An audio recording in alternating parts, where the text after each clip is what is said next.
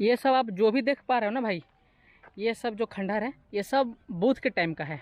वो जो स्तंभ है वो सिर्फ अशोक द्वारा बनाया।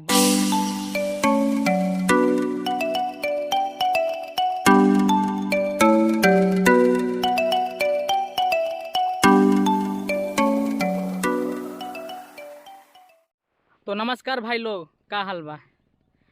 तो भाई लोग अभी मैं हूँ वैशाली में, और वैशाली वो जगह है जहाँ से गणतंत्र की शुरुआत हुई। अभी मेरे साथ है रामवृक्ष राय, जो इस गढ़ का किला का देख रेख करते हैं। बाबा बताइए आप इसके ऐतिहासिक महत्व के बारे में। इसका इतिहास बहुत लंबा चौड़ा है। अब इतना लंबा चौड़ा बताने से बहुत समय लगेगा, शॉर्ट में बता देते हैं, ठीक है। जी जी। ये राजा विशाल के नाम से जाना जाता है, लेकिन लक्ष्मीगढ़ राज विश्व का पहला गणतंत्र यहीं से शुरू हुआ था। जिस समय पार्लियामेंट हाउस था उस समय पूरे विश्व का संसद लोग कितने आते थे यहाँ, 7,777 संसद लोग आते थे अपना मीटिंग विचार करने के लिए। वही जगह है ये। और वैसा है कि वो नीचे अवशेष देख रहे हैं, खुदाई का बाद ही पाया गया है।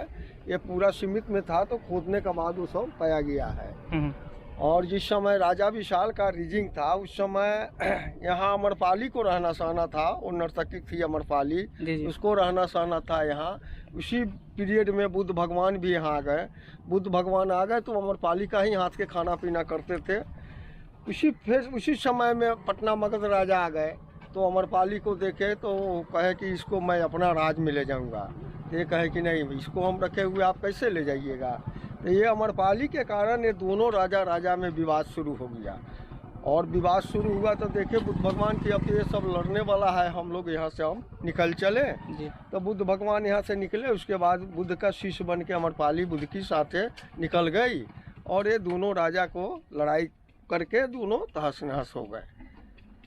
तो भाई ये था इस जगह से जुड़ी जानकारियाँ, और मैं आपको एक बार इसका वीडियो दिखाता हूँ आपको पूरा।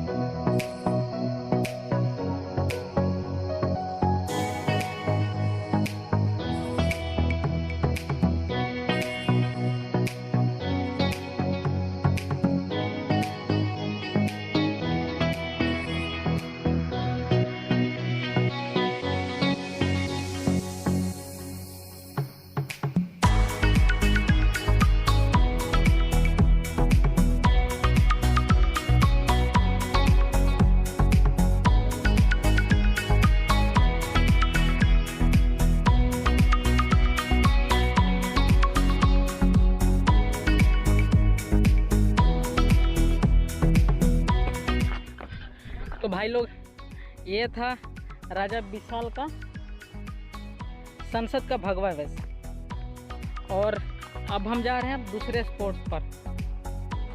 तो आओ चलते हैं दूसरे स्पॉट पर। तो भाई लोग अब भी मैं जा रहा हूँ वैशाली का विश्व शांति स्तूपा।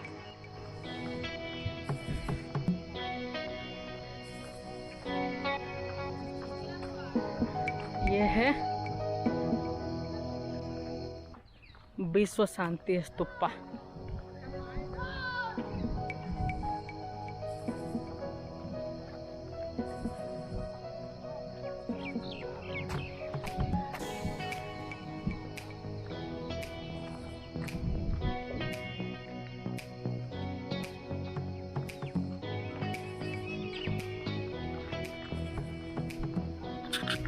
विश्व शांति स्तूपा के पास, और मेरे साथ ही हैं बाबा, और ये बाबा बताएंगे इससे जुड़ी जानकारी। बाबा, ये विश्व शांति स्तूप जापान वालों ने बनाया जी। सूरत बाबू ने जमीन डोनेट किया कुशवाहा जी। यही स्थान है जहाँ पर प्रजापति गौतमी को भगवान बुद्ध ने भिक्षुनी बनाया था। जी जी। आम्रपाली को भिक्षुनी बनाया था। इसलिए इस ऐतिहासिक प्लेस पर जापानी लोगों ने मंदिर बनाया। अच्छा, इतिहास तो यही है।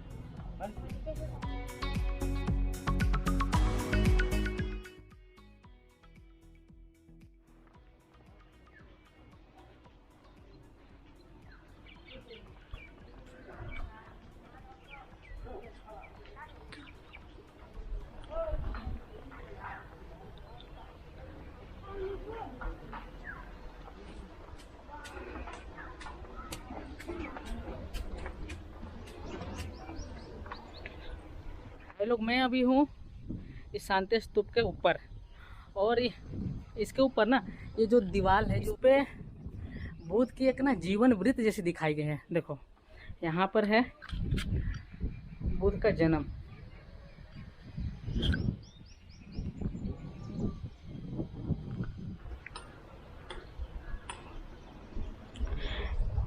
ये सेकंड वाली मूर्ति है, और ये मूर्ति भाई बुद्ध की ज्ञान प्राप्ति को दिखाता है। यहाँ पर देखो इनलाइटमेंट। और अब चलते हैं तीसरी मूर्ति की तरफ।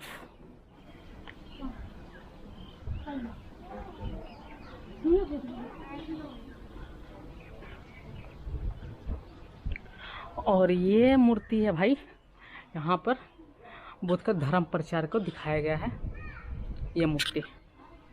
और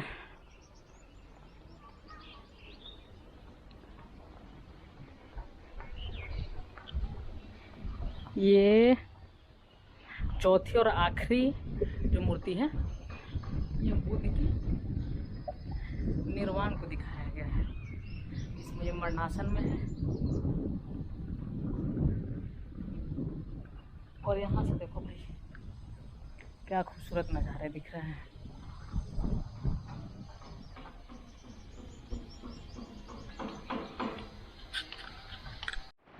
तो भाई लोग, मैं अभी हूँ, जैसे ही आप विश्व शांति स्तूप के बाहर आओगे ना, तो आपको एक झील मिलेगी। तो अभी मैं इस झील में हूँ, और इस झील का ऐतिहासिक महत्व भी है, और वो ऐतिहासिक महत्व ये भैया आपको बताएंगे। कहना ये है कि भैया, ये राजा विशाल का जो यहाँ राजा थे, और ये अभिषेक पुष्करनी तालाब है जो देख रहे हैं आप। दिखाइए भैया थोड़ा। इसमें राज अभिषेक होता था, और अभिषेक पुष्करनी नाम इसका इसलिए पड़ा है कि राजा महाराजा पहले राज अभिषेक जब होता था तो यहीं से स्नान करके और वो राजा बनते थे, राज तिलक होता था उनका। और इस तालाब का ऐतिहासिक बहुत पुराना तालाब है, जहाँ तक है कि 2682 वर्ष पहले गौतम बुद्ध आए थे यहाँ, तो इस तालाब में स्नान किए थे। और कहने का मतलब है कि बहुत माना हुआ तालाब है ये।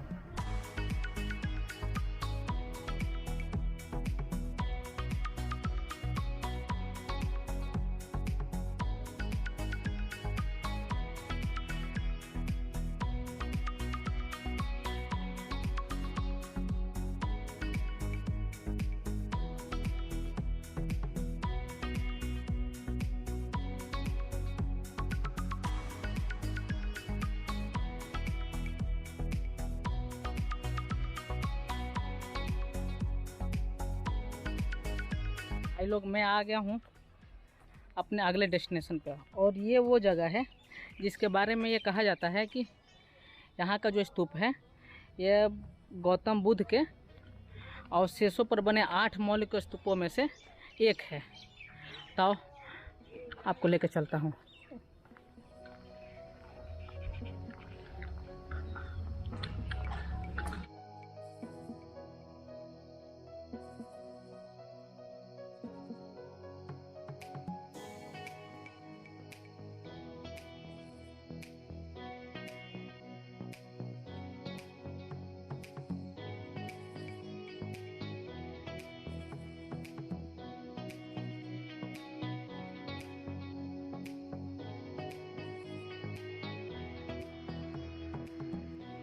तो भाई, इस स्तूप के बारे में ये इतिहास है कि जब गौतम बुद्ध का देहांत हुआ था, तब कुशीनगर के मल्लों ने उनके शरीर का अंतिम संस्कार किया था, और उनके अस्थि के अवशेषों को 8 भागों में बांट दिया गया था, और एक भाग वैशाली के लिच्छवी को भी मिला था।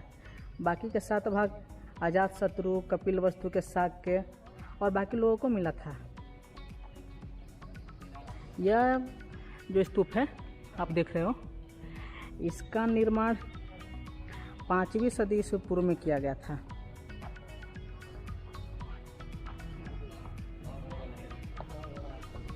ये देखो भाई,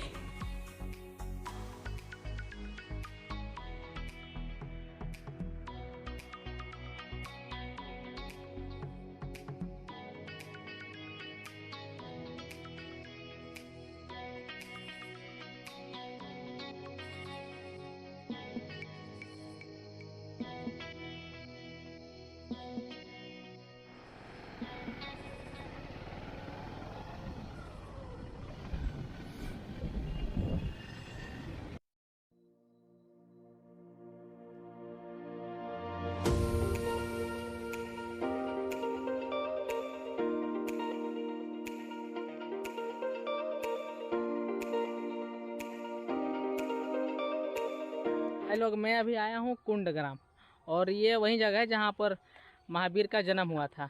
और अभी का सीन ये है कि बज गया है 5, और गार्ड भैया बता रहे थे कि आप 5 बजे के बाद ये बंद हो जाता है। तो मैं आपका इसका फुटेज दिखा नहीं पाऊँगा, आप यहीं से जो देख पा रहे हो।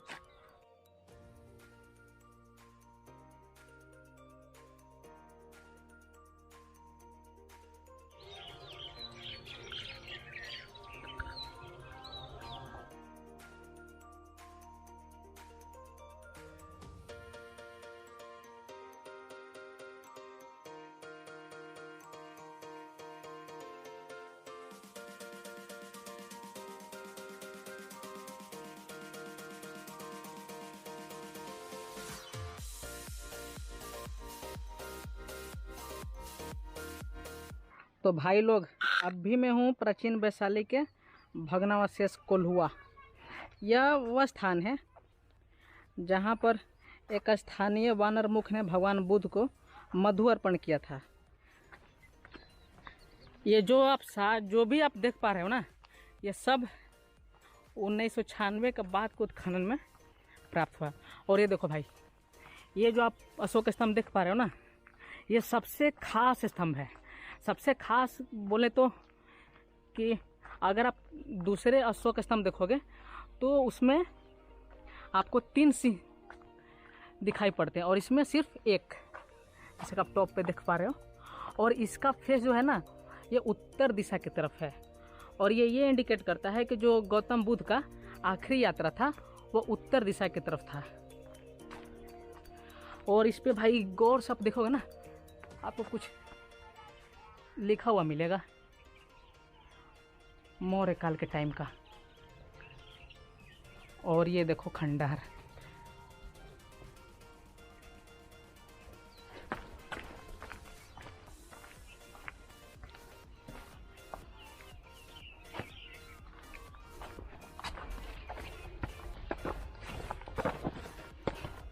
ये देखो भाई,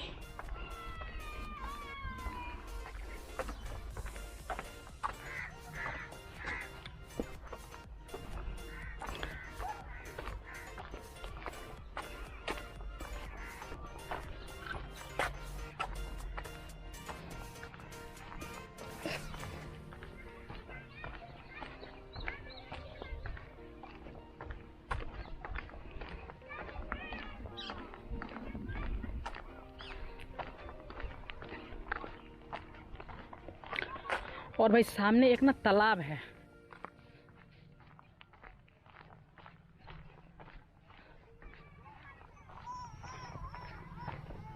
और ये वही तालाब है जब गौतम बुद्ध यहाँ आए थे तो इस तालाब में उन्होंने स्नान किया था। ये देखो भाई, और यहाँ से कुछ ऐसा दिख रहा है।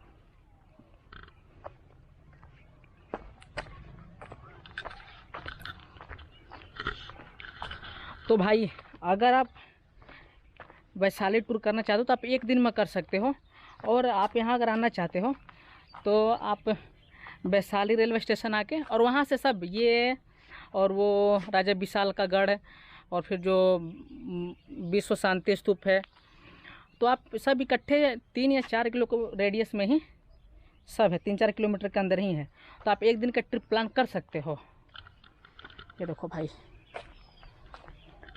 तो भाई बस आज का व्लॉग यहीं समाप्त करते हैं।